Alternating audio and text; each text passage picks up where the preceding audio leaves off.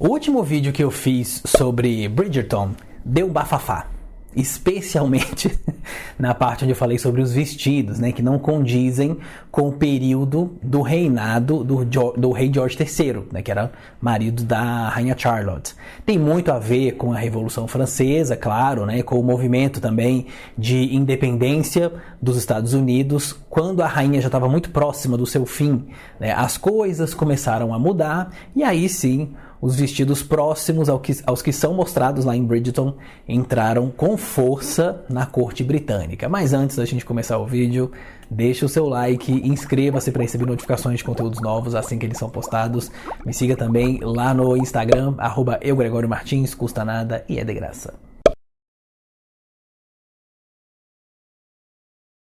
Uma vez eu ouvi o Francisco Vieira, que é um grande historiador brasileiro e que eu terei a honra de entrevistá-lo, dizer que a história, que história, né, a gente aprende dos livros, porque nem sempre na faculdade existem linhas muito específicas, né? Por exemplo, dificilmente você vai aprender sobre vestuário de uma forma detalhada na faculdade, né? Geralmente isso é feito em mestrado, em doutorado. Eu tenho um livro aqui chamado The Royal Wardrobe, né, ou Guarda-Roupa Real também, e foi escrito pela Rosie Hart, né, que é historiadora e está terminando uma pós-graduação em Cambridge sobre esse assunto. Inclusive ela é contratada pela National Gallery, que é um museu muito importante lá de Londres, para poder fazer alguns vídeos nas redes sociais dela e do museu. Nesse livro aqui, ela passa por várias eras, né? Desde Henrique VI, a dinastia Tudor, até o rei Charles III, claro, né?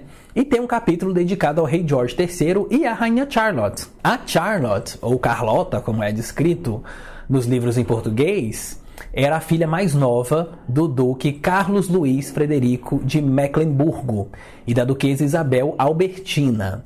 Mecklemburgo era um ducado bem pequeno no norte da Alemanha, que pertencia ao Sacro Império Romano-Germânico. Ela se casou muito nova também com o George III, que também pegou o trono numa idade, né, muito jovem, né? Na época ele tinha 22 anos e ela tinha 17, então os dois realmente bem novinhos.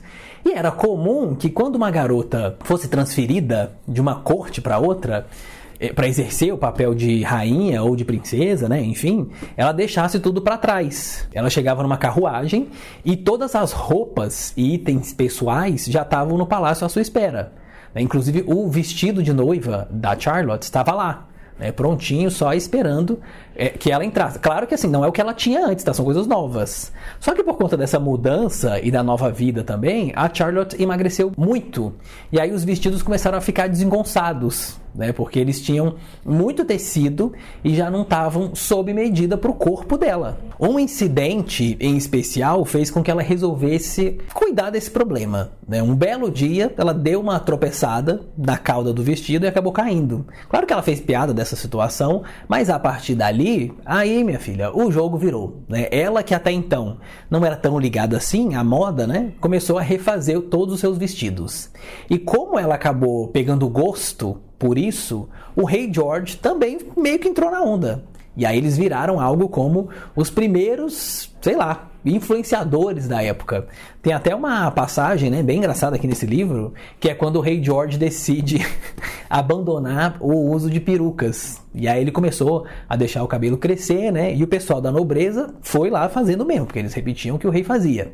Só que isso gerou uma crise dos comerciantes de peruca, que fizeram uma petição em escrito implorando para o rei voltar a usar perucas. E assim ele fez, pedindo para que os outros membros da corte também aderissem ao retorno das perucas, né? E apesar de nunca ter participado de uma guerra, ele também é o responsável pelo uniforme oficial, que é aquele casaco azul, que também tem uma versão vermelha, né? Que é utilizado inclusive até hoje. Já a Charlotte, como eu falei, ela foi pegando gosto pela coisa e todos os bailes eram muito esperados exatamente pela roupa que ela usaria, a roupa e a peruca. Aquele tipo de vestido lá que a rainha da série usa, né, é bem próximo dos vestidos que a Charlotte da vida real realmente utilizava, né, tudo muito exagerado. Foi nesse período também que o universo da moda cresceu bastante. As idas às modistas eram frequentes, e isso foi realmente verdade, porque a Charlotte acrescentava ou mudava alguns itens também com uma certa frequência, e a corte precisava estar dentro aí desses padrões sugeridos por ela. Até mesmo as revistas de moda também começaram a partir daí, né? Os boletins de coluna social, ou que faziam um papel parecido com isso, começaram a acrescentar algumas imagens, né, algumas pinturas com os vestidos dos bailes, até porque não era todo mundo que conseguia ver o que acontecia dentro dos palácios. Na verdade, era uma parcela muito pequena da população, né, com, sei lá, acho que composta só mesmo pela nobreza, né, que conseguia entrar. E em algumas ocasiões a população subia nos muros do palácio lá de St. James, ou ficava agarrada aos portões para poder ver o que as pessoas estavam vestindo. Quando estourou a Revolução Francesa e também o início do movimento de independência nos Estados Unidos, aí é que a Charlotte exagerou mesmo nos vestidos, né, nos vestidos e nas perucas. Foi a forma que ela encontrou de reiterar que a monarquia no Império Britânico continuaria. Também por essa época, alguns políticos ingleses já flertavam com uma ideia de república e usavam perucas parecidas às dos pais fundadores lá dos Estados Unidos como uma forma de protesto, né, aos poderes do rei. E olha que o reinado do George III foi considerado até um soft power, né? Um poder mais leve, né? Mais suave, não houve assim uma grande transformação ou uma grande tirania também, né? Digamos assim, nem por parte dele ou da Charlotte, quando ela desempenhou um papel de rainha regente, né? Como eu expliquei no outro vídeo que eu fiz sobre ela, o rei ele tinha muitos problemas psiquiátricos, mas na época isso ainda não era estudado, né? Eles até chegaram a dizer que a loucura do rei foi causada, teria sido, né? Causada por meias molhadas que ele usava, e aí geraram uma espécie de pus que dava um fungo que se espalhou até chegar no cérebro, né? Claro que não era nada daquilo, né? Óbvio, mas assim, a gente está falando de século XVIII. Né? Então qualquer problema de saúde mental era visto como loucura, como demência, né? Coisas do tipo. No período que Bridgerton pega, os vestidos não eram tão extravagantes, né, como o início do reinado dos dois, mas ainda tinha uma cintura mais alta, a parte de baixo era um pouco mais volumosa, né? Esse apego à moda foi bastante criticado também por alguns políticos, porque gerava uma conta muito alta para o país. Né? Tecido e cabelo de peruca, né, eram itens muito caros. Aí a Charlotte chegou a escrever uma carta ao tesoureiro dizendo que ela sabia que isso aí era uma coisa cara, mas que manter a imagem da monarquia polida também custava caro. Pra vocês terem uma ideia, eles viviam no Palácio de Kew, de uma forma muito privada, mas trabalhavam lá no Palácio de St. James, né, que era onde tinha os bailes também. A rainha começava a se vestir lá em Kew, né, com as roupas mais elegantes, né, sendo vestidas lá em St. James. E algumas vezes essa rotina da rainha chegava a durar cerca de 5 horas, dependendo do evento. E muito disso está documentado também porque uma das damas que trabalhava para ela, nessa coisa aí de se vestir, mantinha um diário e aí descrevia, né, ia descrevendo muito do seu dia a dia. Em casa, os dois tinham uma vida até muito simples, né, dando muito valor, inclusive, à criação dos filhos, que foram muitos, né?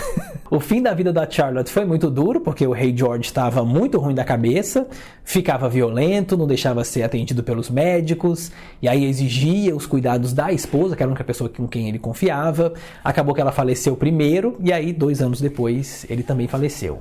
Mesmo com tantas críticas, o reinado do George e da Charlotte serviu muito para algumas cerimônias que exigem até hoje, né? As roupas de gala para diferentes ocasiões, né? Por exemplo, foram definidas exatamente nesse período aí. Claro que parte das críticas vinham também da imprensa e da burguesia, que se mostrava contra a extravagância, né? Mesmo a Inglaterra vivenciando quedas de outras monarquias, movimentos de independência, tudo se espalhando pelo mundo inteiro, né? Se isso ajudou ou não, aí já é uma conversa para um outro vídeo. Se você curtiu esse conteúdo, deixe o seu like, compartilhe com seus amigos, inscreva-se para receber notificações de vídeos novos assim que eles são postados. Um beijo, um queijo e até a próxima.